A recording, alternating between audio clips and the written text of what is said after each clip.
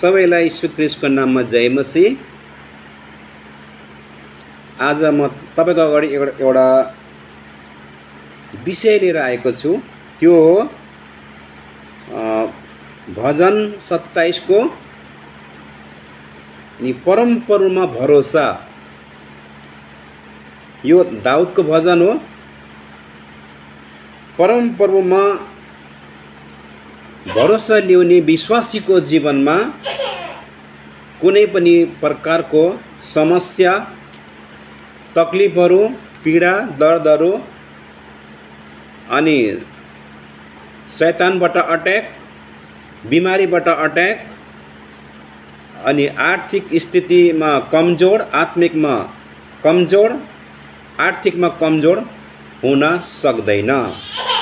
किनकि त्यो व्यक्तिले, त्यो विश्वासीले परमेश्वरमा भरोसा राखेको छ। किनकि परमेश्वर एउटा उद्धारकर्ता येशू हाम्रो मुक्तिदाता हुनुहुन्छ। उहाँ हाम्रो चङ्गाइदाता पनि हुनुहुन्छ। उहाँ हाम्रो शान्तिको राजकुमार पनि हुनुहुन्छ र उहाँ उद्धारकर्ता येशू हुनुहुन्छ र उहाँ छुटकारा दिनेवाला येशू हुनुहुन्छ र हामीलाई धेरैभन्दा धेरै आशिष गर्नेवाला प्रभु हुनुहुन्छ।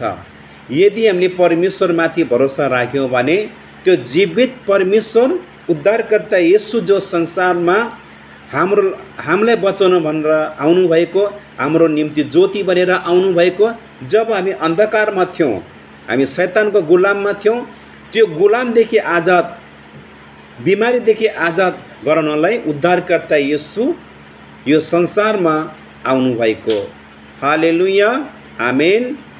त्यस कारणले गर्दा यदि हामी विश्वासी, हामी पक्का विश्वासी हौँ भने हामी वचनमा भरोसा गर्ने, प्रार्थनाको जीवन अनि पवित्रताको जीवन, सत्यताको जीवन, सच्चाइको जीवन हाम्रो भित्र हुनु पर्दछ। र जब हामी पवित्र आत्मालाई हामीले निम्त्यायौँ भने, त्यो जीवित परमेश्वरलाई निम्त्यायौँ र हाम्रो यो मन्दिरमा हामीले उहाँलाई निम्ताएर आफ्नो हृदयको पाटीमा राखेर अनि हामी कुबाटो छोडेर हामी एउटा परमेश्वरको भय मानेर अनि हाम्रो उद्धारकर्ता येशू म भित्र हुनुहुन्छ भनेर अनि पवित्र आत्मालाई जग्गा दिएर अनि हामी संसारमा सांसारिक चिजलाई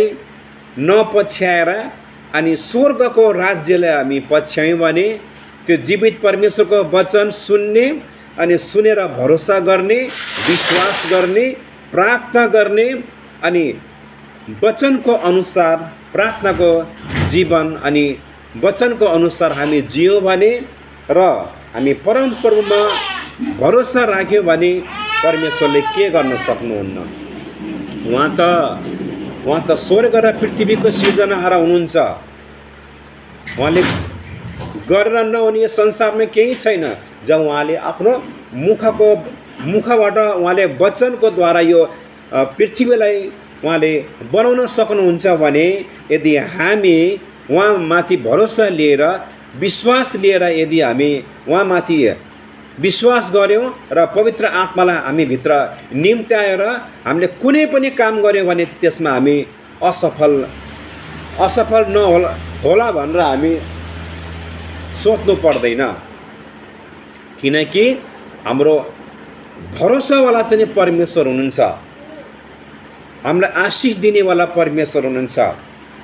यदि हामी परमेश्वरको असल भक्त अनि उहाँको डरवै बनेर जियौँ भने अनि प्रार्थनाको जीवन जियौँ भने अनि संसारको लोभ र लालचमा होइन अनि ईश्वरीय राज्यलाई हामी खोजी गऱ्यौँ भने अनि परमेश्वरलाई हामी आफ्नो सारा हृदय र प्राणले र परमेश्वरलाई प्रेम गऱ्यौँ भने उहाँको ज्योति हाम्रो जीवनमा चम्किन्छ। हालेलुया।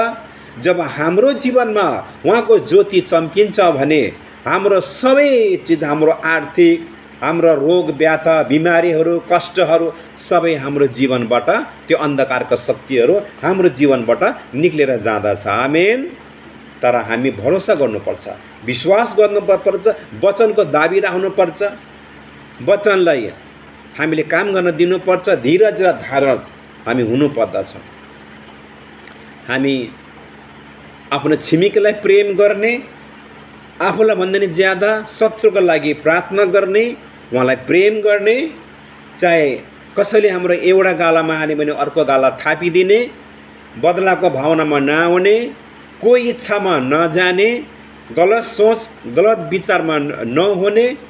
अनि हाम्रो परमेश्वर, किनकि हाम्रो परमेश्वर एउटा के अरे पवित्र परमेश्वर हुनुहुन्छ, अनि उहाँले पनि चाहनुहुन्छ हामी पनि पवित्र हौँ। आमेन। र यसैमा आज म परमेश्वरमा भरोसा लिने मान्छे कहिले पनि डराउँदैन।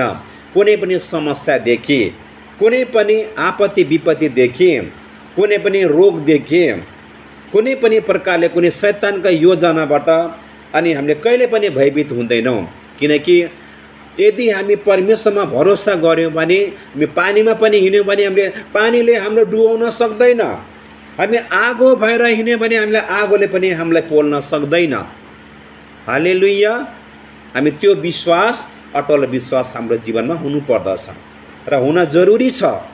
यदि हामी सच्चा क्रिस्चियन हो भने हामी संसारका लोभ लालचलाई हामीले छोडेर अनि परमेश्वरको योजनालाई बुझेर अनि परमेश्वरको इच्छा के छ हाम्रो जीवनमा सो जाँचेर बुझेर अनि हाम्रो जीवनलाई चाहिँ एकदम हामीले के गर्नुपर्छ, बदलिदिनु पर्दछ।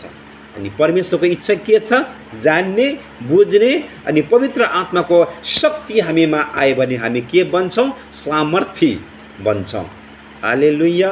जब हामी सामर्थी बन्छौँ र हाम्रा गरिबीपन पनि टाढा जान्छ, अनि हाम्रो रोग दुर्बलता कमजोरीपन, आर्थिक स्थितिमा कमजोर छ भने बलियो हुन्छ, हामी निरोगी हुन्छौँ, हामीहरू रोगी छौँ भने हामी हरेक चिजमा हामीहरू बढोत्तरी हुँदै जाने हाम्रो जीवन। किनकि हामीले सच्च परमेश्वरलाई खोजी गरेर अनि हामीले विश्वास गरेको कारणले गर्दा हामी आशीषित हाम्रो जीवन हुँदछ। हाम्रो गाई बस्तु, हामीले गाई बस्तु पाल्यो भने फलिफाप हुन्छ। गाई भैँसी गोरु बाख्रा भेडा, खेतीबारीमा आशिष, हाम्रो चुलाहरूमा आशिष, भण्डारमा आशिष, हाम्रो खेतीबालीहरूमा हरेक चिजमा जहाँ तपाईँले र हामीले छुन्छौँ येशूको नाउँ लिएर, त्यसमा हामी जरुर हामी अवश्य सफल हुँदछौँ। किनकि हामीले परमेश्वरमाथि हामीले भरोसा राखेका छौँ। मैले भरोसा गर्दछु, म त्यस कारणले मेरा पुरा दाजुभाइ दिदीबहिनीहरू प्रियजनहरूलाई मैले यो म भन्छु, किनकि म ठोक्कको साथमा भन्छु, मैले येशूलाई मैले विश्वास गरेको मेरो जीवन कस्तो थियो, आज मेरो जीवन कस्तो छ। किनकि मैले प्रभुमा मैले विश्वास गरेँ अनि प्रभुले मेरो जीवनमा बहुत ठुल्ठुलो काम गर्नुभएको छ। म सारा संसारका नेपालीहरूलाई म यहीमा सन्देश दिन चाहन्छु कि जीवित परमेश्वर जो स्वर्ग र पृथ्वीलाई आफ्नो मुखको वचनले चाहिँ रचेर बनाउनुहुन्छ भने उहाँमाथि भरोसा गर्ने व्यक्तिलाई कुनै पनि बलिघटीको चाहिँ कमी हुँदैन। आमेन। यसैले म तपाईँको वचन सुनाउन जान्छु र यो वचन तपाईँले सुनिदिनु होला र यो वचनको द्वारा तपाईँहरू धेरै आशिष पाउनुहुनेछ। आमेन। हालेलुया। परम प्रभुमा भरोसा। परम प्रभु मेरो ज्योति र मेरो मुक्ति हुनुहुन्छ। आमेन। मैले कसको भय मान्नु? जसले परमेश्वरमाथि भरोसा गर्दछ भने त्यसले कसको भय मान्नु? कसैको भय मान्नु पर्दैन। आमेन। परम प्रभु नै मेरो जीवनको किल्ला हुनुहुन्छ। परम प्रभु नै मेरो के हुनुहुन्छ? जीवनको किल्ला हुनुहुन्छ। कोसँग म भयभीत हुने? किनकि परमेश्वर मेरो जीवनको किल्ला हुनुहुन्छ भने कोसित म भयभीत हुने? भयभीत हुन नपरोस्, भयभीत नहुनुहोस् पनि। किन तपाईँले परमेश्वरलाई, सामर्थी परमेश्वरलाई तपाईँले भरोसा गर्नुभएको छ, आफ्नो जीवन दिनुभएको छ भने तपाईँ न डगमगाउनुहोस्, न डराउनुहोस्, भयभीत नहुनुहोस्, कमजोर नपर्नुहोस्। किनकि कमजोरवाला परमेश्वरमाथि तपाईँले भरोसा होइन, पुरा सामर्थ्य परमेश्वरमा तपाईँले भरोसा गर्नुभएको छ भने तपाईँ पनि सामर्थ्य हुनुहुन्छ। आमेन।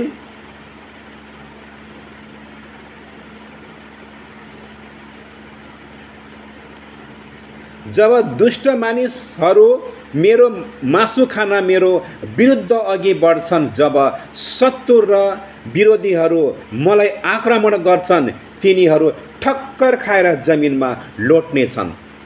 मैले तपाईँलाई अघि नै भनिसकेको छु कि जब हामीले परमेश्वरमा जसमाथि हामी भरोसा राख्दछ, विश्वास गरेका छौँ भने अटुट विश्वास हुनुपर्दछ, दृढ विश्वास हुनुपर्दछ।